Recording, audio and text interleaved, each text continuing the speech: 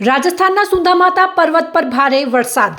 પર્વત પર વરસાદને કારણે 4 લોકો ફસાયાના સમાચાર. પગથિયા પર પાણીના પ્રવાહ વચ્ચે એક વૃદ્ધ મહિલાની લાશ મળી આવી. એક યુવકને બચાવી લેવાયો, 2ની શોધખોળ ચાલુ. સુંધામાતાજી પર જવાના પગથિયા કરાયા બંધ. મંદિર આગળ અને પગથિયા પર પાણીના ધોધ વહેતા થયા.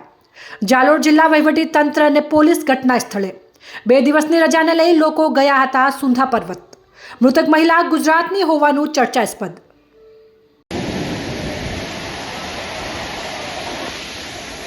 सुंधा माता में जोरदार बारिश,